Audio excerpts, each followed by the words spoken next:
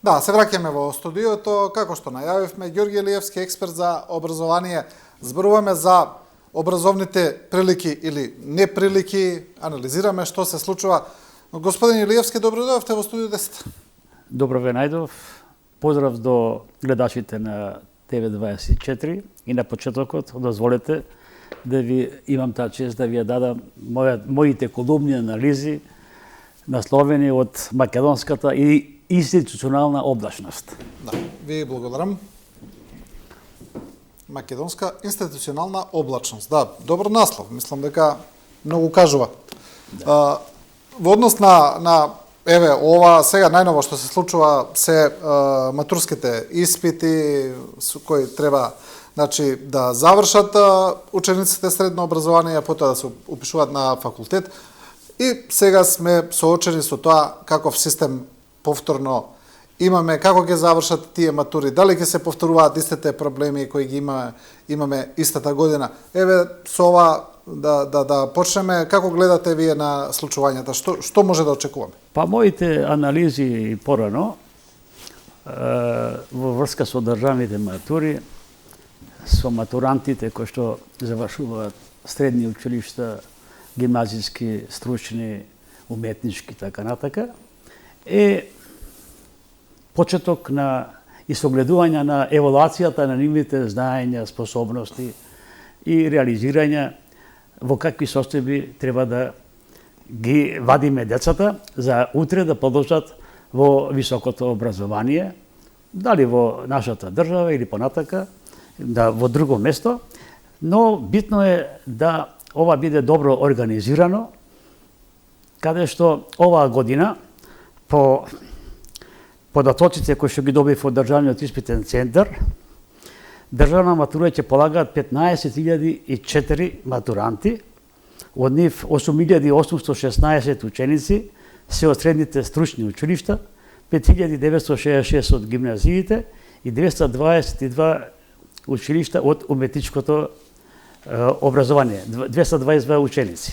И сега направив една анализа од 2018-19 до 2024-25, каде што може да се согледа дека матурантите во 2018-19 имало 15.503 ученика, додека во 2019-20 година, она период кога беше ковидот, 12.792 ученика, во 2020-2021 15.294, 2021-2022 15.899 ученика, 2022-2023 година 15.620, 2023-2024 14.834 и сега 2024-2025 15.004 ученика. Ако се согледа од 2018-2019, може да се согледа дека анализата покажува дека имаме намалување на бројот на матуранти, со исклучок ова што е 2023-2024 14.834, тоа треба да се испита во што е тој проблем, или евидентирани, или тие ученици ги нема, но сепак состојбата е таква што мора да се анализираат сите проблеми, што се случува во средното образование, што се случува со завршените матуранти, каде понатака тие продолжуваат, зошто имаме осипување и така натака. Морам да кажам дека како и претходните 2023-2024, кај што констатирав голем број на слабости на матурските испити, оваа година, како што и минатите, согласно правилникот за изведување на матурските испити, се формира државен матурски одбор. Во тој државен матурски одбор влегуваат 15 лица, каде што има од Министерството за образование и наука, Министерството, од Државниот испитен центар, од државните универзитети, институти и средни училишта.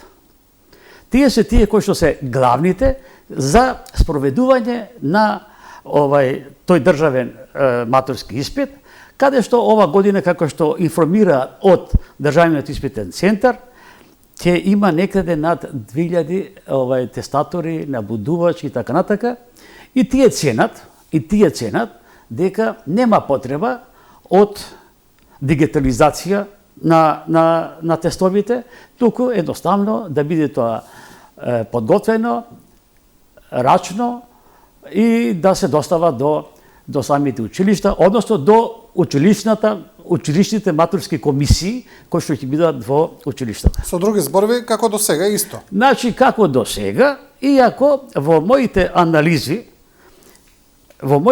што ги имав констатирано од 2023 и 2024, и она што најмногу ги интересираше новинарите што ме прашува, и каде што давав доста забелешки во смисла на тоа што во 2023 и во 2024 беа откриени Вибер групи. И тоа го констатира и самата државна испитен центар, и тоа Вибер групи кои што имаше негде над 7000 членови. Со пробиени прашања. Со пробиени прашања, споделени. И сега вината се префрлаше во тој период.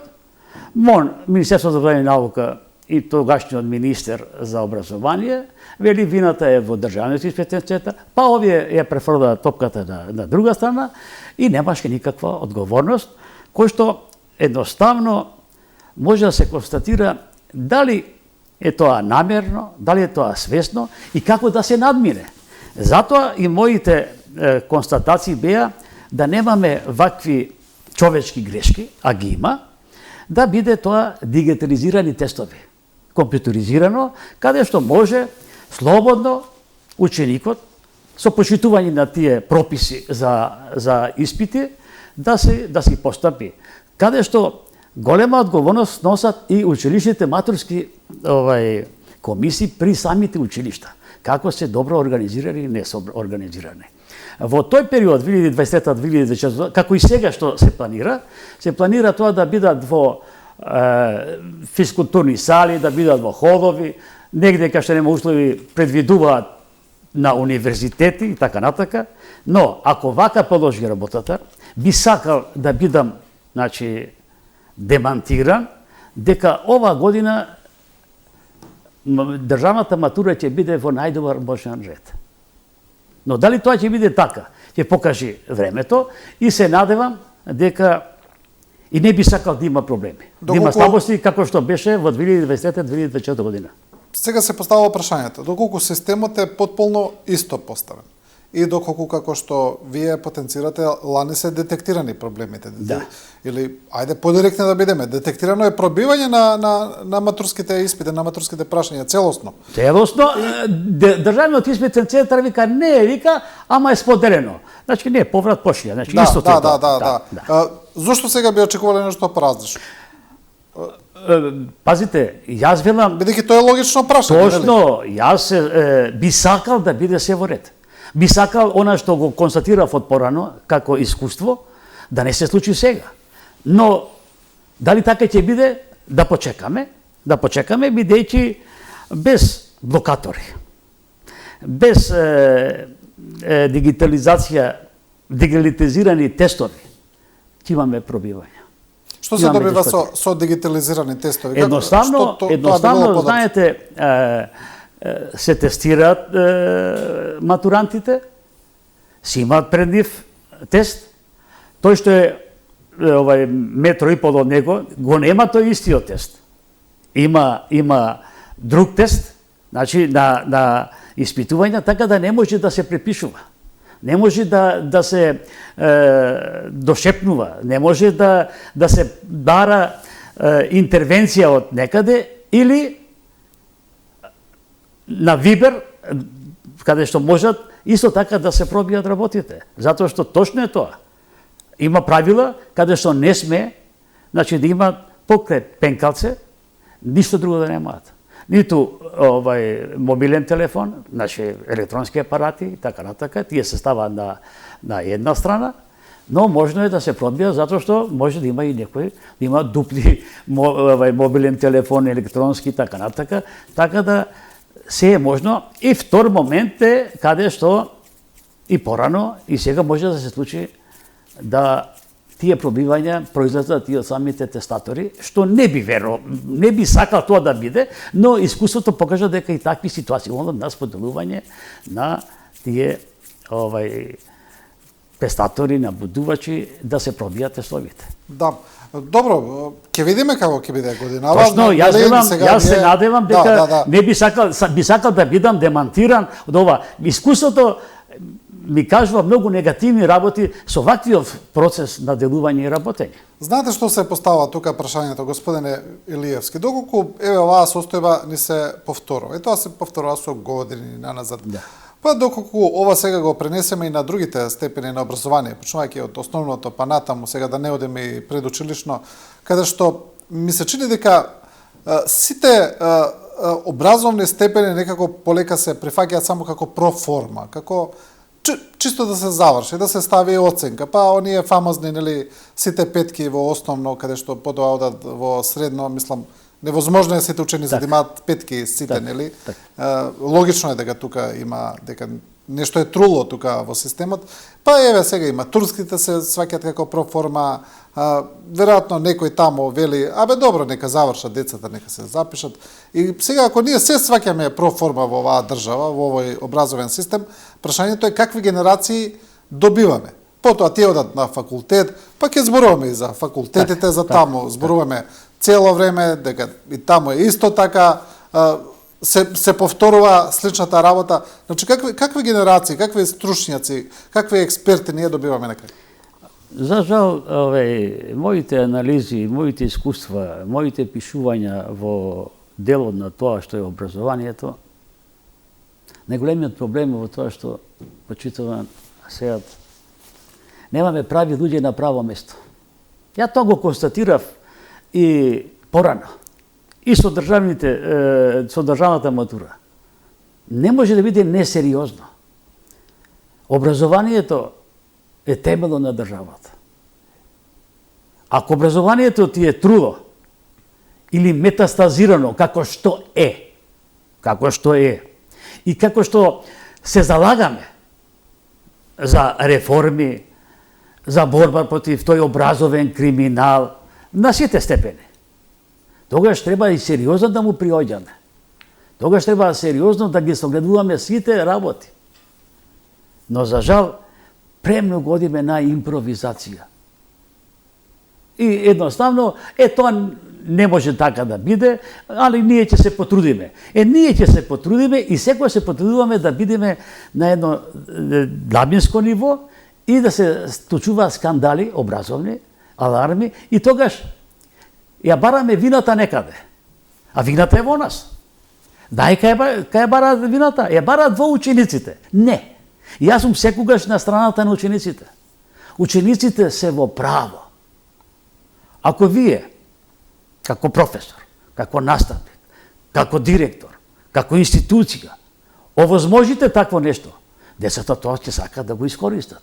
Но ако вие се поставите како што треба, ако седнете убаво да се објасни, ако матурските испити, ево да речеме сега, ова јунска испитна сесија која што ќе почне на 31.5, македонски јазик треба и литература треба да полага 9969 ученици. Албански треба да полага 4339 ученика. Турски 292. На српски 10 ученика.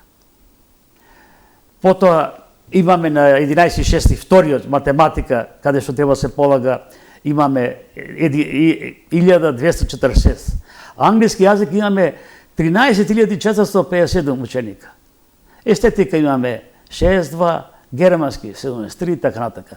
Сега, во сите ови работи, ако добро се подготвени учениците, ако професорите по одделните предмети во текот на годината, кој што им било задача да ги подготвуваат матурантите за испитите, и тогаш имаме ние една сериозност и озбилност во делувањето и работењето во системот на образованието. И тогаш ќе кажеме што ни се случува. Не може ние да констатираме во 2023-2024 година, вика 200 и нешто ученици препишувале, гледале преку Вибер, плагијатство. Така констатирала комисијата. дали таа комисија кој што ги прегледувала тестовите или тие тестатори ги фатиле тие дека има плагијатство? Или пак така констатираат од самите тестови дека тој и тој ученик имаат исти или слични напишани тестови и тоа вика плагијатство и да. Дали се ги прашувам точно, дали ги фативте тие ученици? Не. Тогаш се сомнеш. Значи, тогаш е несериозност. И тогаш се накалемуваат дека тој и тој ученик и тие ученици направиле такви пропусти и ќе дојдат во августовската испитна сесија за полагање, а не се фатени. Тоа е најголем греф што го прават таквите тестатори или таквите тестатори на тие испити што ги прегледуваат. Да, се чини дека надлежните веќе подолго време, со децении можеме да кажеме, се повеќе заинтересирани за тоа кој ќе ги печати учебниците, кој ќе ги печати книгите, кој ќе ги купува униформите, тоест која фирма ќе ги набави, кој ќе ги реконструира училиштата, кој ќе купува опрема. Повеќе се фокусирани на тоа отколку на образование. На тендер системот. Па така, да речеме, тендер системот и така натака. Јас мислам дека веќе педагошката служба при Министерството за образование и наука веќе се менува во поглед на тоа учениците да бидат веќе некако да ги печатат по тендерство на Министерството за образование и наука, него тоа да биде издавачките куќи со испитувања. Ќе видиме како ќе биде. Добро е што веќе децата добија учебници. Да. Добија учебници. Барем тоа е добро. Тоа е добро, добија учебници. Барем имаат учебници, да. Да, имаат учебници. Се прават некои законски измени, дополнувања. Значи, и што забележувам? Секоја законска измена, дополнување треба да биде транспарентна. Ја да дојдам до тој закон, измена, дополнување, треба да фатам повеќе пријатели, за да дојдам да видам што е работата. Каде се тие измени?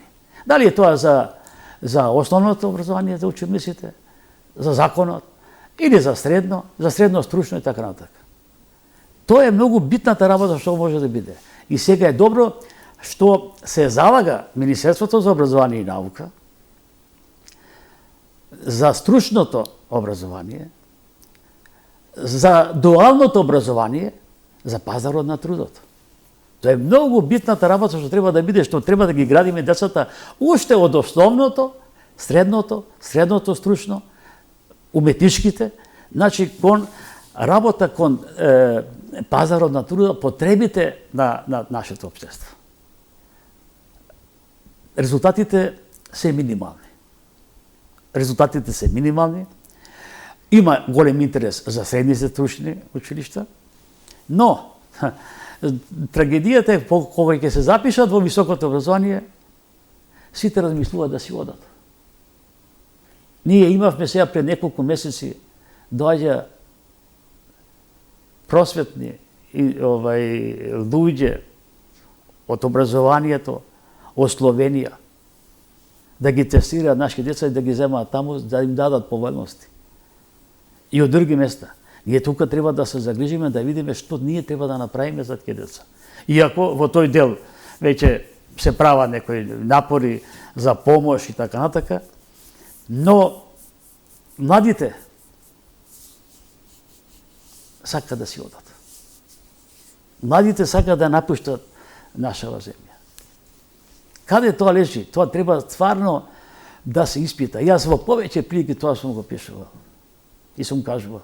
Ние немаме институција која што ги испитува причините и последиците од таквото нешто. Ако не знаеме, а не знаеме, па се изгледа не знаеме или не сакаме, нека појдат до Ниш, нека појдат до Белград, Загреб и да видат како таму тие институции, тие институти истражувачки делуваат и работа. Да, еве кога зборуваме за високото образование, за тоа вие најмногу пишувате, ми се чини веќе во континуитет со години. Министерката за образование Весна Јаневска на почетокот на мандатот најави дека ќе се испита работата на сите високообразовни институции, особено за оние за кои цело време се зборува дека има недоследности, малверзации, неправилности и така натаму, дека ќе се одземаат акредитации, ако треба, ние не знаеме, можеби инспекцијските служби работат на тоа, но сега се уште немаме некои видливи резултати од тоа, се чини дека тој образовен систем за кој вие употребувате метафора дека е метастазиран, високо образовен систем, се уште екзистира.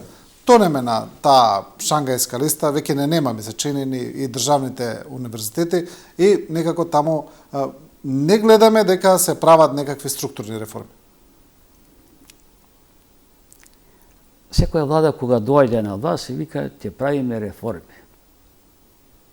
Но тие реформи што е заложба, треба да има и своја имплементација. Ние треба да се бориме против образованиот криминал и корупција и, ќе кажам еден друг момент, доизацијата. Сега ќе речете, ама вие влегувате во политика. Не. Дали знаете дека во Министерството за образование и наука раководител за високото образование е човек на ДУИ. Има и други, исто така, што се на раководни места од ДУИ. И едноставно, кога се бара промени, кога се бара преиспитување на нештата, останува на тоа место. Дали Министерството за образование и наука, министерката, има своји советници? Советници за промени. Затоа што во изборната програма на ВМРО ДПМН, меѓу другото, стои токму и тоа. Реформите и некако до сега.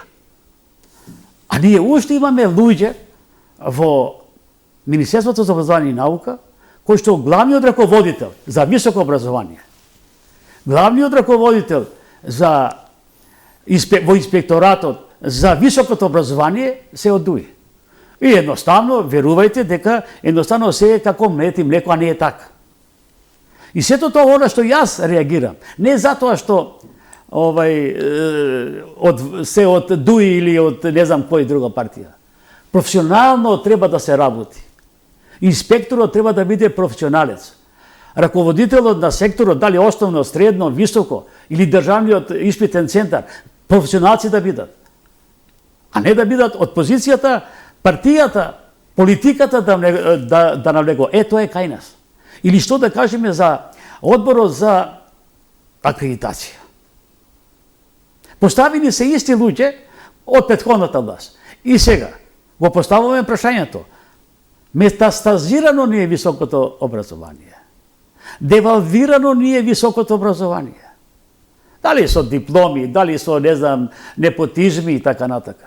Што правиме? Тоа го констатираме. Треба да се менува. Треба промени. Што прави Републичкиот совет, испитен совет, инспекцијски совет? Што работи Националниот совет за високо образование и научно-истражувачки работи? Повеќе години се. Ништо. Ќе донеса некој правилник и едноставно остануваме на тоа што сме. Не препознават, јас морам тоа да го кажам, не препознават, ево го тоа, Националниот совет за високо образование. Нема национална програма. Ова сме го разговарале со вас почитуван сејат. Повеќе прилики. И секоја што ми викале, ајко ќе дојдете друг пат, ќе ви кажете дали има некој промен. Нема! Тоа е жалостно нешто. Јас во оваа книга од 500 страници, во многу моменти пишувам за се. Нема чувство да седнат, да разговараме, да имаме една дебата, да имаме транспарентност. Или некој да ме повика. Виглијашки, дојди. Им се нудев отворено, без никаква надокнада. Да помогнам. Јас сум пензионер. Но моето искуство и моето делување ќе биде додека ми пека мојата жила, додека сум жив. Не можам да остапам од тоа. И да ги решаваме во интерес на Македонија. Зошто високото образование не е во една ситуација непрепознатлива. Нашите универзитети немаат легитимитет. Ова сме го запишала за да се знае. да го потврди нејзиното зачленување во Европскиот регистар за квалитет на високо образование. Не препознаваат. И сега се постава прашањето кај сме на Шенгенската листа. Најстариот наш универзитет е во на место 1995 така нешто, другите да не зборувам. Во некои други скалила на некои работи има некој напредување, но не е тоа што е. Не ни функционира одборот за акредитација, функционира формално. Поставени се луѓе само за сликање, само за парадирање, а имаме ситуација каде што не функционира. Одборот за евалуација, ако не ви работи, формално поставено е во законот за високо. Што треба да прави тој одбор за евалуација? Тој одбор за евалуација треба да вреднува. Ако тој универзитет или факултет е акредитиран со сите нишали по правилникот, треба таа евалуација да се направи. Евалуација прават внатрешно самите факултети, тоа е ништо.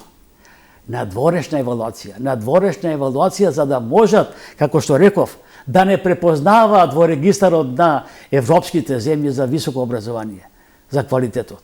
Не препознава, затоа што тој одбор за евалуација не функционира. Не вреднува ниеден наш универзитет. Еве да земаме пример. Ми имаме премногу универзитети, што јавни, што приватни. Ние имаме јавен универзитет, што повеќе пати сум зборувал и сум кажувал, универзитетот во Охрид, Апостол Павле. Имаме само 17 вработени наставно-научни работници. 17, а има 5 факултети каде согласно законот треба да имаме над 50 професори или други. И ако веќе имаме една таква ситуација, анализата што покажува? Националниот совет за високо образование, тоа му е задача да ги согледа, да ги констатира. Зошто не ни функционира Советот на високото образование? Не Сенатот. Сенатот функционира. Совет, кој што во тој совет делегуваат и од стопанските комори и други институции, што да видиме во каква состојба е универзитетот. Не функционира. Немаме расправа во собранието, затоа што тоа се јавни. Ние најде се одиме, ќе видиме, ќе испитаме некој си институт. Тој институт сам по себе, непрепознатлив за мене, тој самиот си се го нема и ќе го нема. Но ние треба да навлеземе во суштината на нештото. Не може да ни влегува, а ни влегува политиката во образованието. Повеќе години говорам. Ова влада е година дена. Значи, 1/4.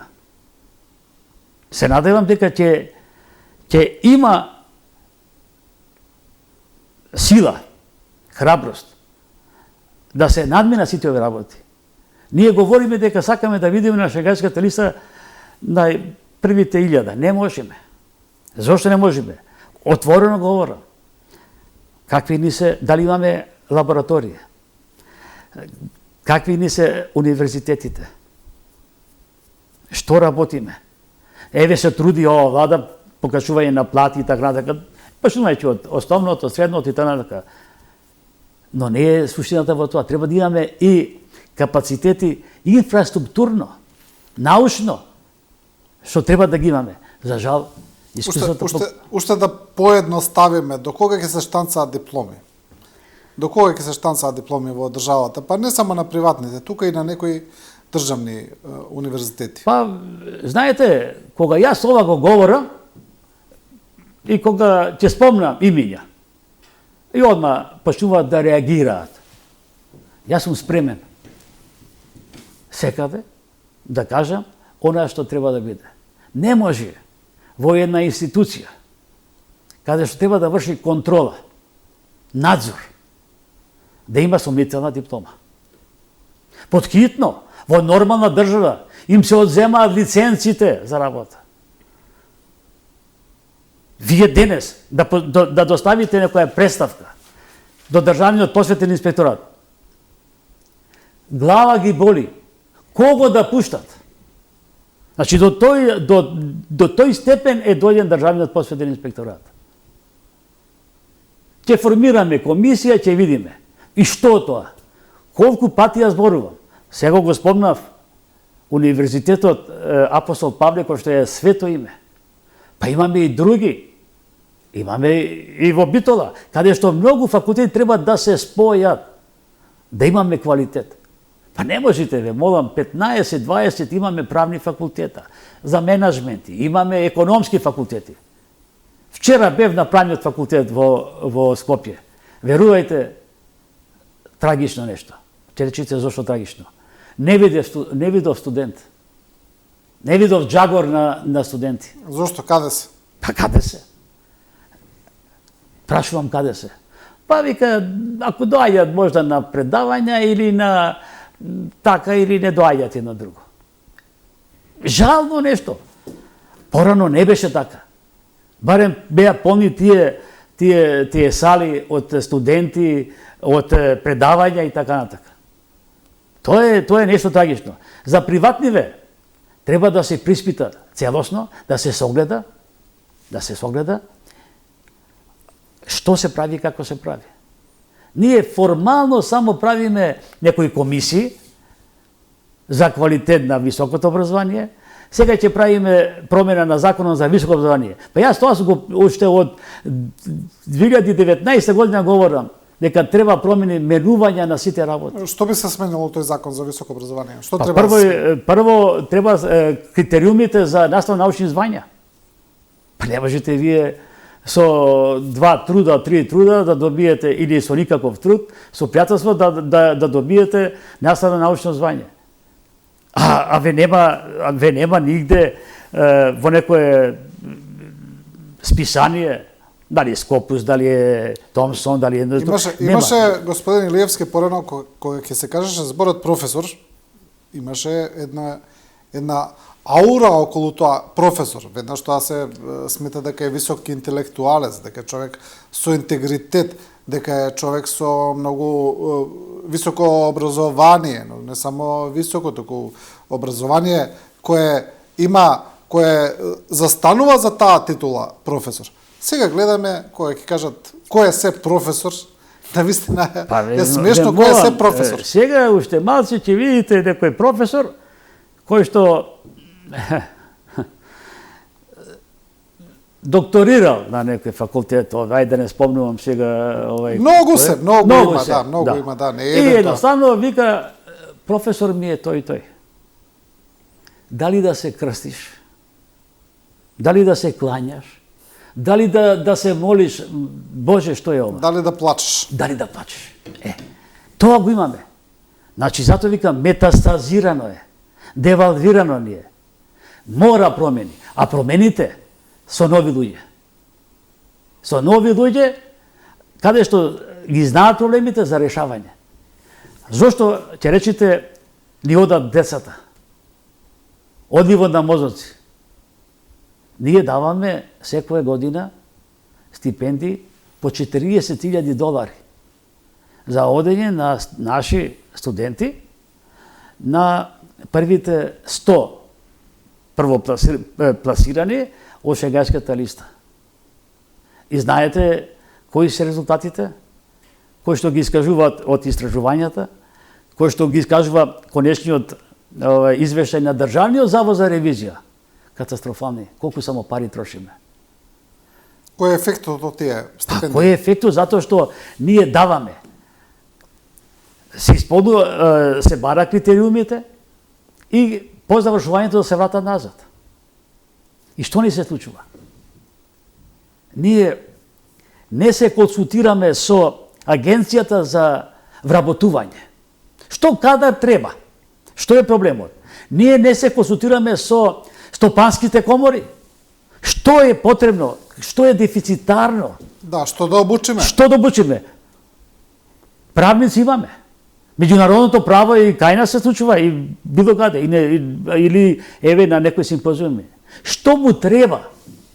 Хемичари. Па хемичари ние, нашиот хемиски, на природно-математички факултет хемиски котира голем, високо, бидејќи не има и во најпрестижните списанија со импакт фактори или по биологија и било што. Значи едноставно се прави такво нешто, се трошат, предпоставите сега, не предпоставите, 395 од 2014 до 2023 395 студенти. Стипендисти.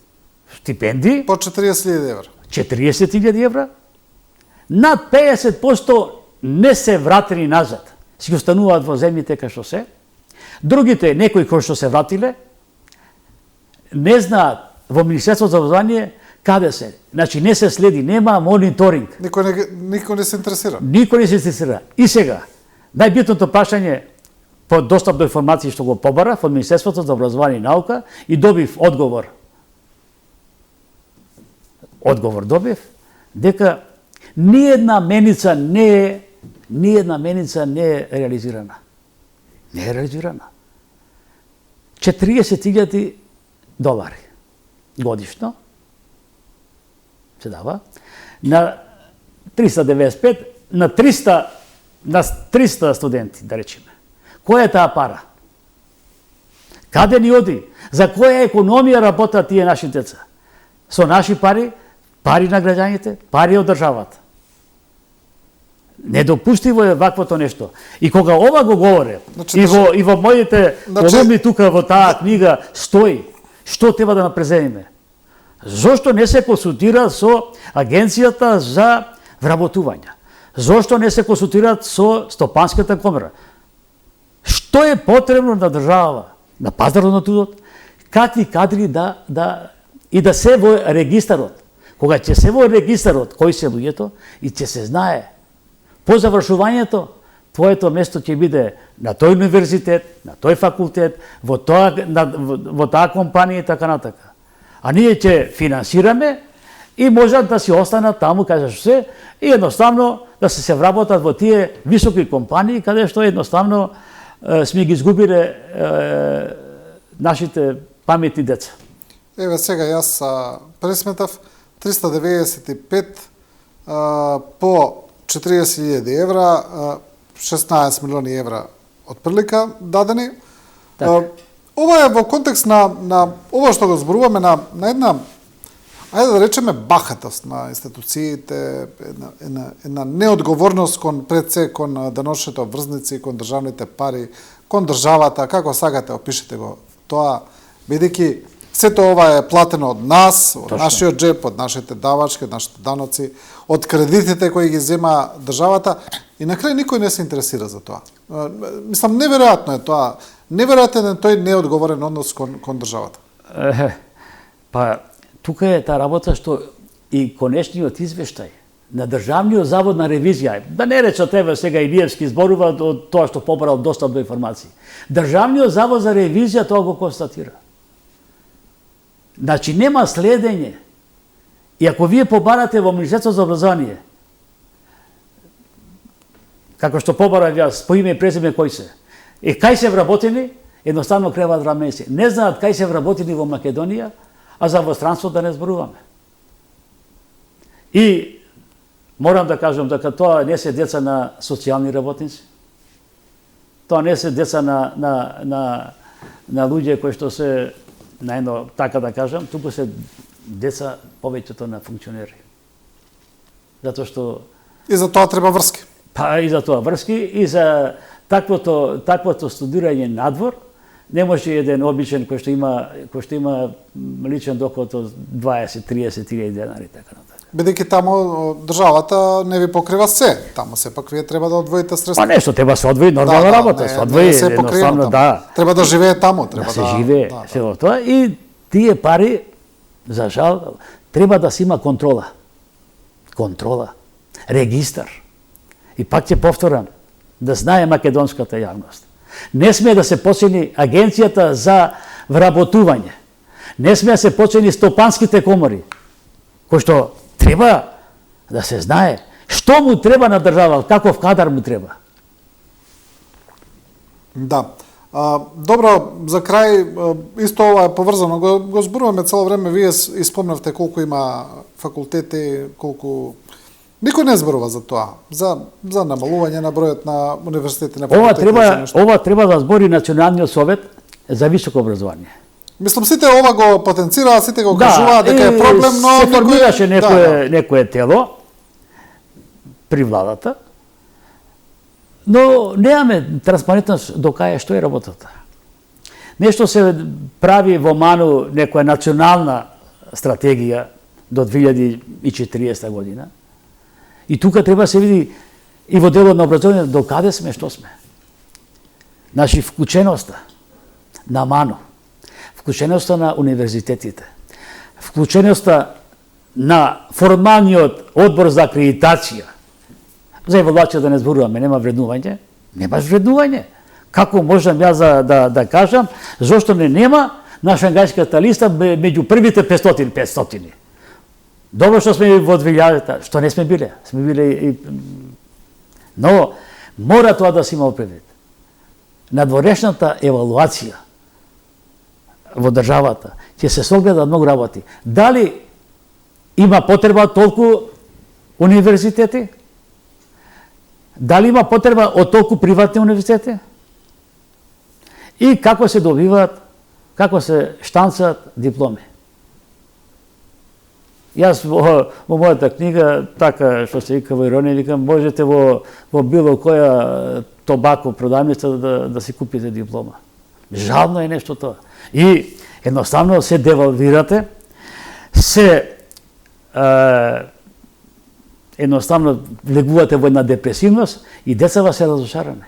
Родителите се разочарани. Да, сега гледаме дека вие спомнавте на почетокот. Сега имаме една тенденција многу да одат да студираат во Словенија. Едно масовно одење на студирање во Словенија. Некаде прочитав 14-15 илјади македонски студенти отприлика, некој податок, не знам дали е точен, дека отиша да студираат во Словенија и тоа не застанува.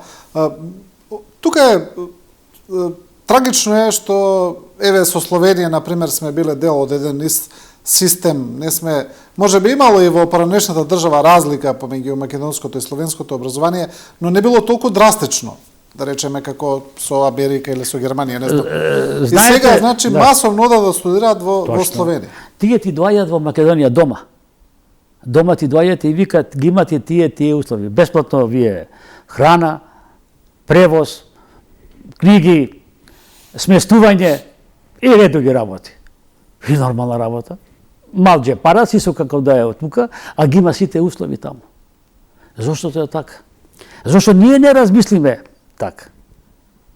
Зошто и после некој друг не е крив, секој сме виновен, да. Ние и вината не е во децата, не е во децата.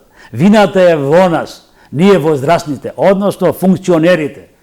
Дали си ја работаат како што треба. Зашто се платени? И тоа дебело платени. Дебело платени. Без разлика кое што е. Тога, а не само едноставно да излегуваме на телевизија, ние направивме тоа. Што направивме, ни избега децата. Што треба да направиме? Дали ќе работиме како до сега? Не смееме така да работиме. Промени треба да имаме. Ако не можеш да се носиш, оди си. Не можеш. Многу паметни луѓе кажале што е образованието во една држава. Тоа е темелот, тоа е основата. Од образованието произлегуваат сите, и доктори, инженери и така натака. Образованието, со развој на образованието ја имаме и науката. Тогаш сме уште понапред. Верувајте, ние имаме потреба од многу кадар на пазарот на трудот. Но што правиме? Затоа треба во една взаемност да биде Стопанската комора, универзитетите, МАНУ, и тоа да се направи час поскоро за стварно да излеземе од овај чор сокак што го имаме, а Македонија е златното место во Балканот и Македонија има своји корени во образованието, почнувајќи од уште Свети Крил и Методи, Свети Наум и така натака. Ние не сме, Македонија не е без корен на образованието, од кај што произлегла и писменоста. Тоа го признаваат и други држави. Сега кај дојдовме. Затоа треба се вратиме назад. Токму на овие корени кои што сме ги имале од порано. Македонија била и останува библиска земја За жал. Да, господин Илиевски, ви благодарам за ова интервју и што бевте гости на Студио 10. Благодарам, сеат, баш ми е мило секогаш со вас, секогаш сте инспиративен и секогаш кога ме поканувате, доаѓам со задоволство. И морам пак да кажам, го повтори тоа што и порано сме го зборували, сигурно ќе добијам една пролазна оценка. Па, вие ќе добиете сигурно, но образованието за жал не. Така. Ви благодарам уште еднаш. Благодарам исто. И почитувани со ова го завршуваме и ова Студио 10. Ви благодариме на вниманието и на довербата. Останете со програмата на Телевизија 24.